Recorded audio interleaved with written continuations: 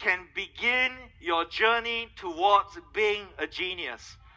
You can begin your journey towards being a bright, smart, brilliant person if you start training your mind. Amen? So I say one more time. You are not born intelligent, neither are you born stupid. You are born with the potential. There's a big word here, potential. And how do you get your potential? You use your brains. So again, I say intelligence is the result of thinking. The more you think, the more you use your brains, the more intelligent we become. So the truth is, the more you use your brain and think, the more intelligent you become. So use it.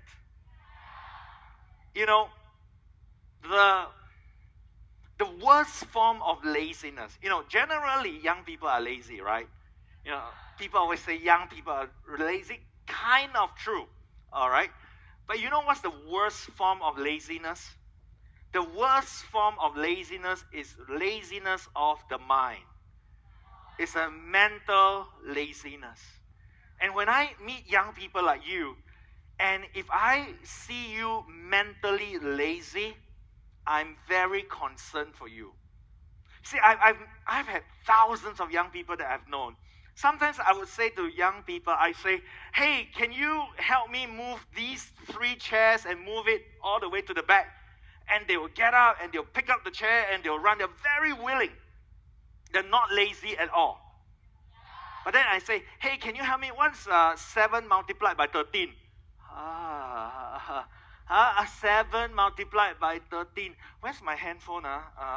Where's the calculator? 7.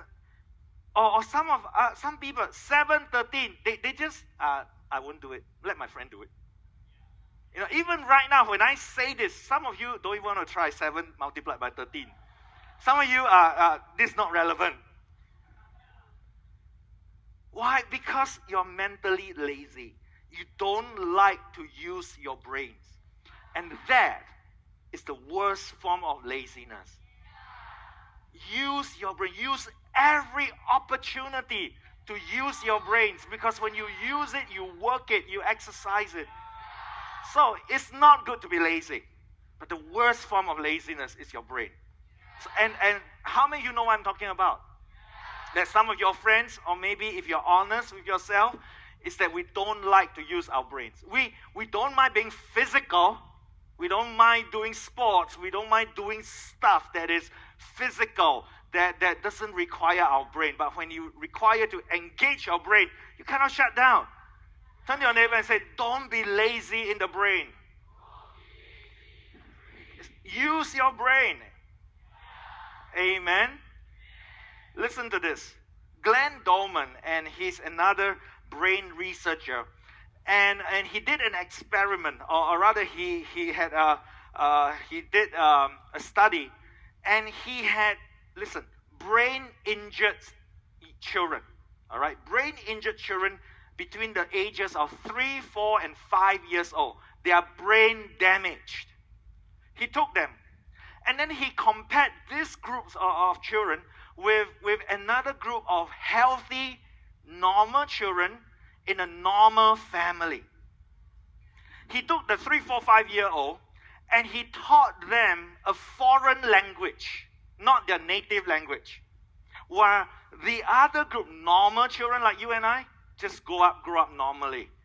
In 1 year, the group that had the 3, 4-year-old with brain damage can speak the foreign language, and the group that's normal cannot. How is that possible? Because even though their brains were injured, they are using it. So listen, if your friend calls you brain damage, it doesn't matter. Whatever it is, you are still using it. Amen? Brain damage is better than not using your brain. So yeah, I may be brain damaged, but I use whatever I have left. But you have a big brain, but you're not using it. So you got to use your brain. So listen, the brain grows by use. So why do you study? To develop your brain. Why do you go to school? To train your mind. Why do you take exams? To be tortured. partly true. But also that you develop your mind. Amen.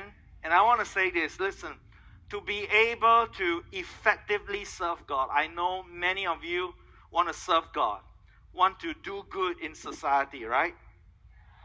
You got to use your brain. I mean, imagine right now I can't even speak English. Imagine right now I cannot logically put my message together. Imagine right now I have don't use my brain at all. How can I serve God and build a church? Amen. Yes, prayer is important. Yes, spiritual life is important. But also you have a brain. If you want to serve God effectively, efficiently, use your brains. Develop your brain right now. Amen. Listen, your brain is like this. Use it or lose it. Use it or lose it. The more you use it, the better it becomes, the faster it becomes. The lesser you use it, the worse it is. Use it or lose it. Have you noticed after your 6-7 weeks of holidays in December, in January, you kind of find it hard to start your brains? I mean, honestly, have you felt that? You tell all the people who goes for national service, after 2 years, go back to university. They can't start their brains. See, your brains are like this. Use it or lose it. In the same research, in the same study about teenage brains, all right? Your brain, not my brain. It says this, that the brain, the teenage brains, or rather all brains, also go through this process called pruning. What is pruning? The synapses or the connection that are not used will be pruned off or cut off. So the connections that are used will be strengthened, will be reinforced, will be thickened. But the connection that you do not use, your brain will automatically prune it away, cut it off. That is very interesting, and how true. You know, I graduated from California University, and this is my degree, all right? My degree says I am a business graduate with a major in finance and a minor in Japanese. Can you believe it? I have a minor in my cert in Japanese. But don't wow, because I cannot speak any of it right now. Once upon a time, I used to be able to converse, I mean, not fluently, but a little, bit by bit, intermittently in Japanese. I used to be able to write in hiragana. Don't wow, because now all I know is sashimi, Toyota, and Honda. That's all I know. Because I didn't use it. So because I didn't use it, I lost it. Use it or lose it. So you got to use your brain. If you don't use it, even what you have will be lost. You know, some of you will not know this. Most of you will not know this. But before the age of handphones, you know, when I was growing up, we used to have to memorize phone numbers. But now you don't. Some of you don't even know your own handphone numbers, because everything is in the memory. I used to be so good in memorizing phone numbers. Not only the numbers, I used to memorize the sequence where I press the dial. You never dial anymore. See, you use it or you lose it. Have you heard people say, wow, I'm old already, so I'm forgetful? No. It is not old people who forget things. It is retired people who forget things. Old people who uses their brains don't forget things unless they are really sick. But normal, healthy old people, they don't lose their memory. It is the retired people who don't use their brain who will lose their memories. Let me ask you another thing. Have you noticed that, maybe you can't because you're a bit too young, but I have noticed that children of a newer, younger generation often are or appears to be smarter than the previous generation. Like all of you are just much smarter than Garrett.